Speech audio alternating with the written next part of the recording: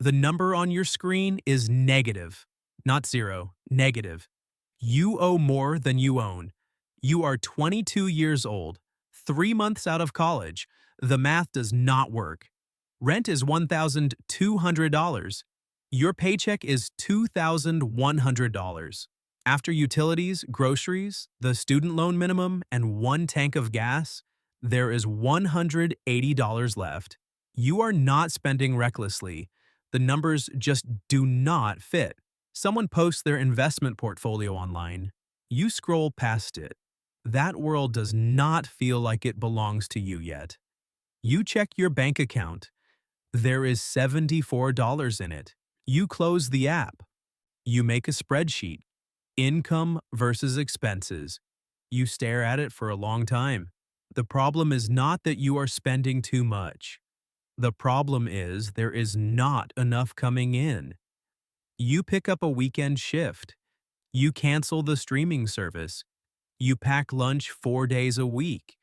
You move the number from negative $4,200 to negative $3,800. It is only $400. But it is not nothing. You feel something you have not felt in months. Traction. Rent is still tight. The loan statement still arrives. But the line is moving in the right direction now. That is enough. You keep going. 6 months later, you hit zero. Net worth exactly zero. This is not a milestone anyone celebrates. There is no post for it. No one throws a party for zero. But you sit with it for a moment.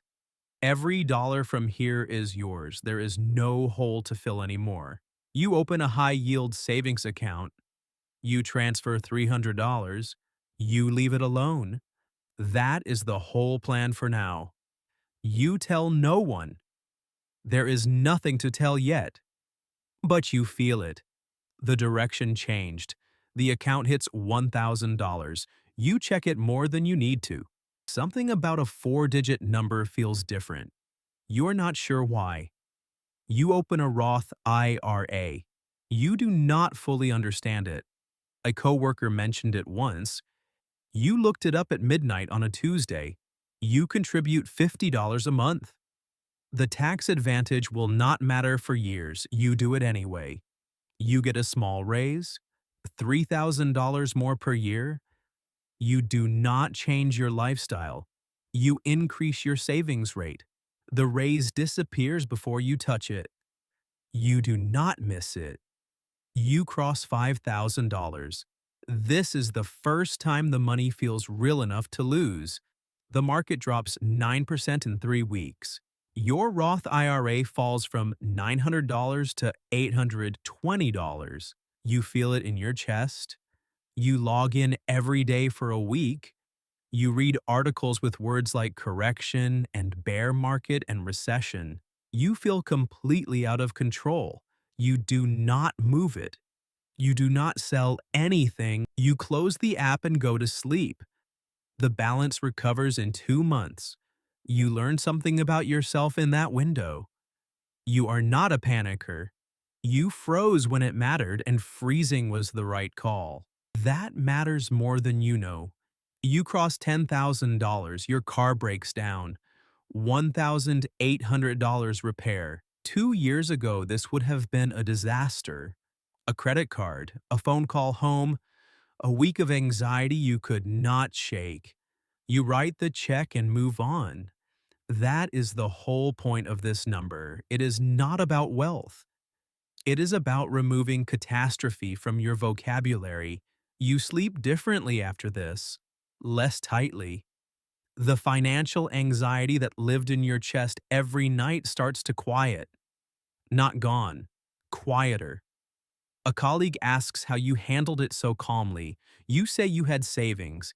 He says he should probably do that. He does not do that. You are 26, $25,000 saved. You did not inherit it. You did not find a shortcut. You earned $44,000 a year and kept more of it than most people would. Your friends think you are missing out. Some weekends you agree with them. Most weekends you do not. You run a compound interest calculator for the first time. You move the sliders slowly. You type in your age. You type in your current balance. You type in a monthly contribution. The number at the end is large enough to make you lean back in your chair. You read it again to make sure it is real. You move the sliders a second time. You start 5 years earlier in the simulation. The final number is almost double. You sit with that for a long time. Then you close the tab and go pack your lunch. $50,000. You are 28. You do not feel rich, you feel different. The question you used to ask was, can I afford this? The question you ask now is this worth it to me?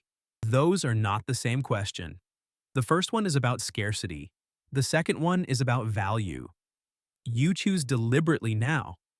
You spend on things that matter. You cut the things that do not. Not because you have decided to. There is a difference. The market drops 14% that quarter. You keep contributing through it. You understand what that means now. You are buying every month at a lower price. You cross $75,000. A friend asks if you want to go in on a business idea. You listen carefully. It is not a bad idea, but you run the numbers. The risk profile does not match where you are. You say no. He is annoyed for 2 weeks. You are not. He will ask again. Some version of this question keeps appearing. A crypto play, a real estate deal, a private fund. You are not against any of these things in principle. You just have a system that is working. You do not trade a system that is working for a theory about something that might work. Boring is not a flaw. Boring is working. You go back to your spreadsheet.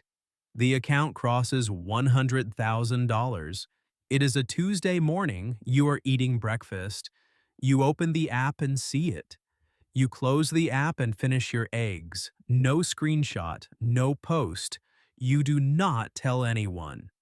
The silence is not modesty. It is something you absorbed without being taught it.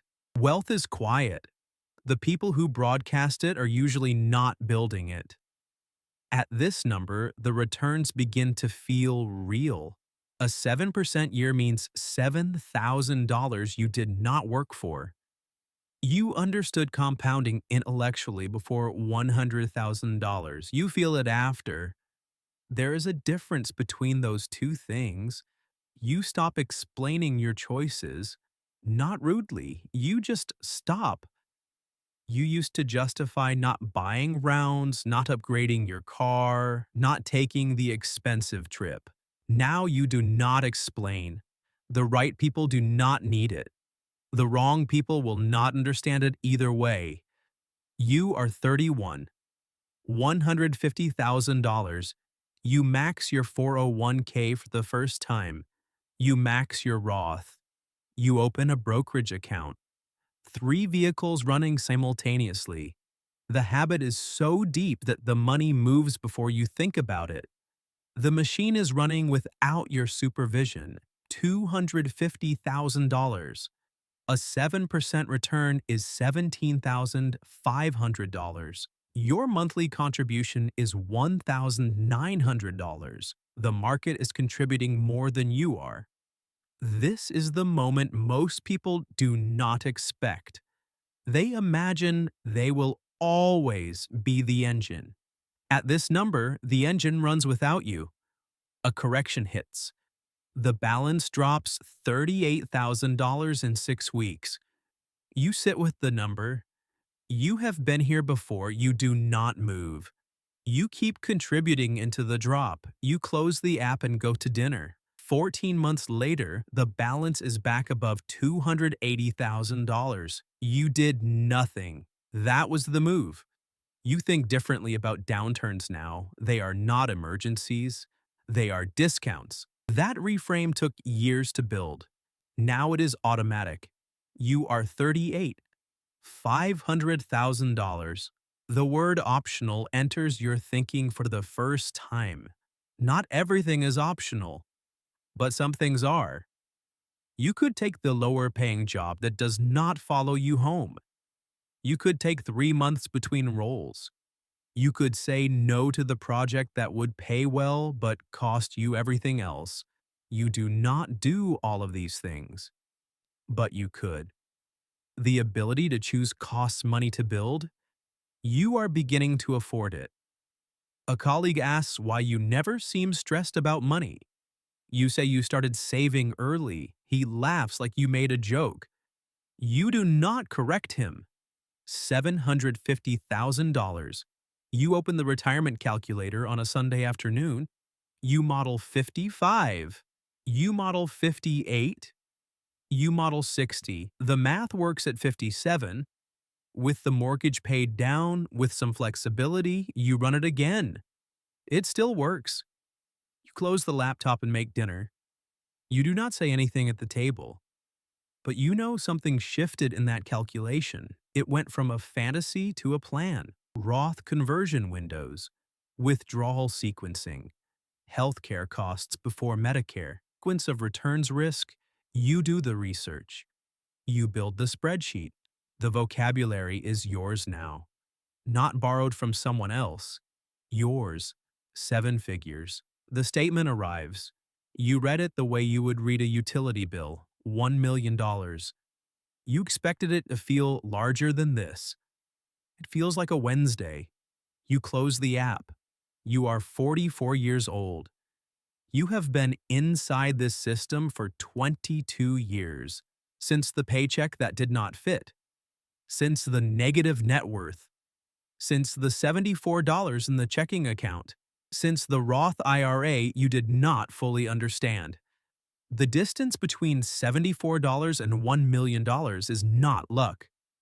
It is not genius. It is not income. It is time.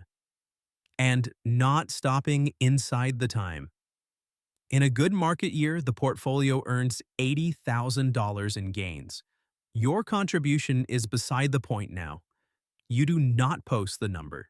You do not correct people's assumptions about where you stand. That silence is the discipline. Some things you absorb quietly. This was one of them. Work became optional 2 years ago. You have not fully acted on that yet. The habit of showing up is older than the money. You still contribute each year. Not from necessity, because stopping feels wrong. You think about what financial freedom actually means. It is not the number.